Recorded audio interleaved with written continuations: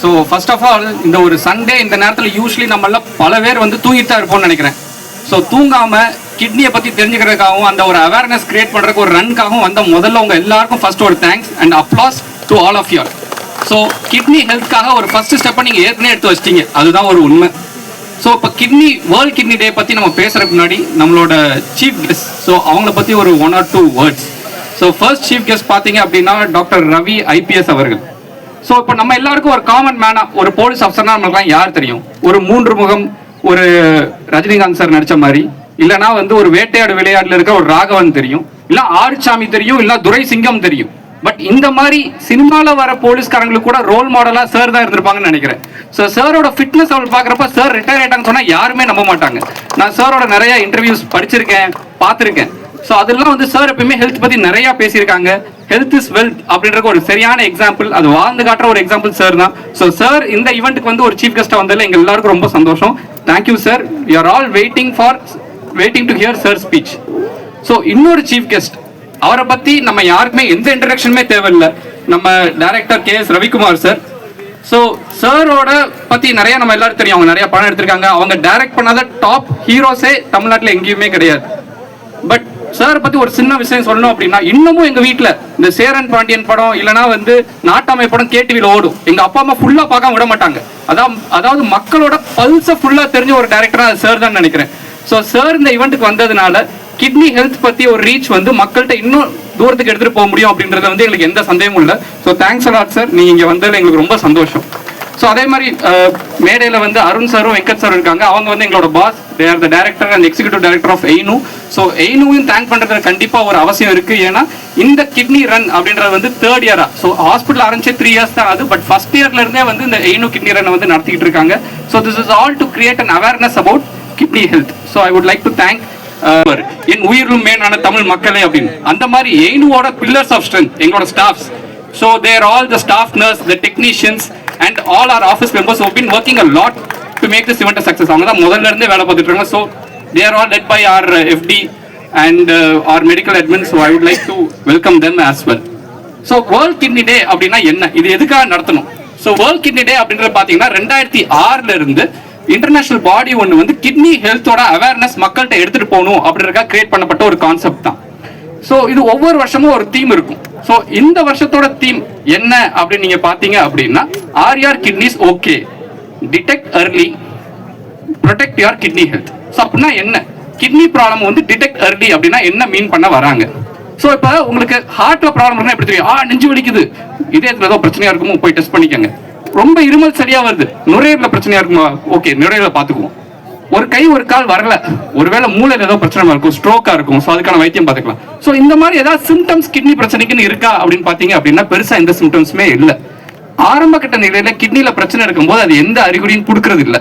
So ஒரு அளவுக்கு மேல கிட்னி மோசமானதுக்கு அப்புறம் தான் காலில் வீக்கம் வருது, யூரின் வெளியில வருது குறையுது, இல்லை மூச்சல் வருது, இல்லைன்னா சில ரொம்ப பசி குறையுது, இந்த மாதிரியான சில நான் ஸ்பெசிபிக் சிம்டம்ஸ் வர வாய்ப்பு இருக்கு. ஸோ இதெல்லாம் பார்க்குறப்ப எனக்கு கிட்னியை பத்தி யோசிச்சாலே வந்து ஒரு வடிவேல் சாரோட ஒரு ஃபேமஸான டயலாக் தான் ஞாபகம் வரும். கிரி படத்துல இருக்க வீரபாகு சொல்லுவாரு, ஒரு மூத்திரத்துல வச்சு என்ன கதற அடிச்சாங்கம்மா, சரி ஏன் நீங்க திருப்பி அடிக்கல, அதுல ஒருத்தர் என்ன ரொம்ப நல்லவேன்னு சொல்லிட்டாமா அப்படிம்பாரு. ஸோ அந்த கிட்னி வந்து அந்த ரொம்ப நல்லவே மாதிரி எவ்வளவு அடிச்சாலும் தாங்கும், அளவே அழாது. அதனால நமக்கும் தெரியறது இல்லை. பட் இந்த கிட்னியை ரொம்ப நல்லவன்னு சொல்றதா இல்லைன்னா ஒரு ஏமாளின்னு சொல்றதா? ஸோ நம்ம ரொம்ப நல்லவனா இருக்க கிட்னியை ஏமாடி ஆக விடாம தடுக்கணும் அப்படின்னா ஆரம்ப கட்ட நிலையிலே கிட்னியில் இருக்க பிரச்சனை நம்ம கண்டுபிடிக்கணும். அது எப்படி கண்டுபிடிக்கிறது? சில டெஸ்ட் பண்ணா ஈஸியா கண்டுபிடிச்சிடலாம். ஸோ டெஸ்ட்னா என்ன? சின்ன ஒரு பிளட் டெஸ்ட், ஒரு யூரின் டெஸ்ட், பிளட் பிரஷர் கட்டி பார்க்கறது. இது பண்ணாலே கிட்னில இருக்க பல பிரச்சனைகள் கண்டிப்பா நம்மளால கண்டுபிடிக்க முடியும். ஸோ இப்போ டெஸ்ட் எடுக்கணும்னு சொல்லிட்டா எல்லாருமே எடுக்கணுமா? கண்டிப்பா தேவையில்லை. சில ஹை ரிஸ்க் குரூப்ஸ் நாங்க சொல்லுவோம்.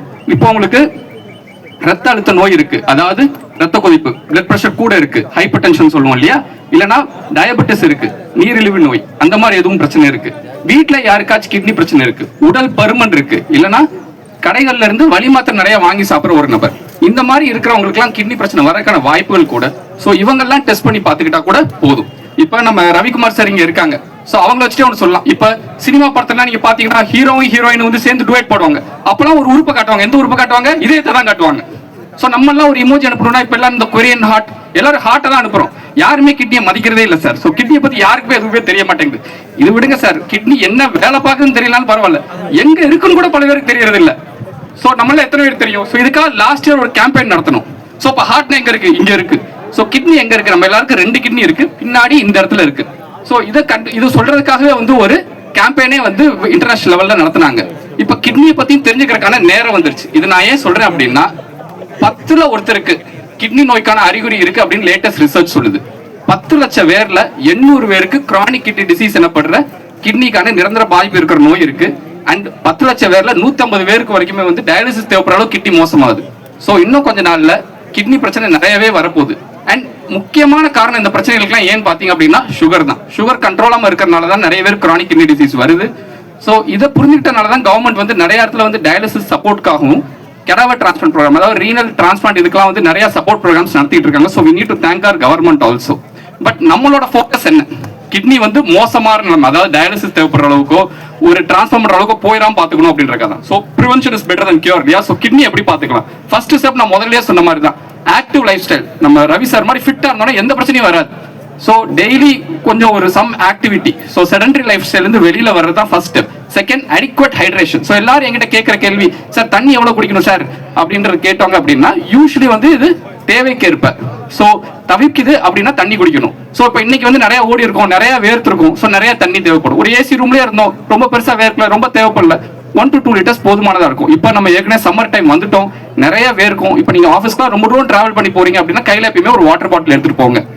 மூணாவது, ஸ்மோக்கிங் அந்த மாதிரி எதுவும் ஹேபிட்ஸ் இருக்கு அப்படின்னா அதை அவாய்ட் பண்றதுக்கு பாருங்க, விட்டுருங்க. உங்களுக்கு சுகர் பிரஷர் போன்ற நோய்கள் இருக்கு அப்படின்னா டெஸ்ட் பண்ணி பாத்துக்கோங்க. சுகர் பிரஷர் நல்லா கண்ட்ரோல்ல வைங்க. அது பண்ணீங்க அப்படின்னாலே நிறைய கிட்னி ப்ராப்ளம்ஸ் உங்களுக்கு வரப்போறது இல்லை. ஸோ பாட்டம் லைன் முடிச்சிடுறேன், இதுக்கு மேலே நான் போர் அடிக்க மாட்டேன்.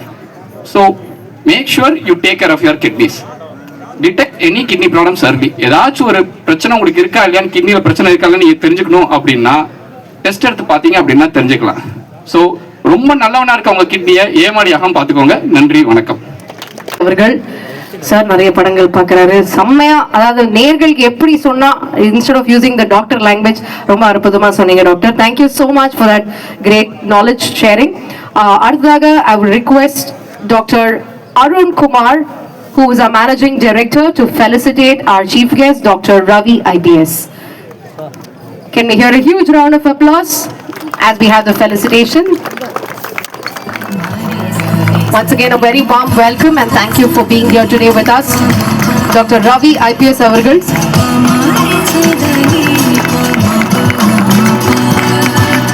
Followed by, I request Dr.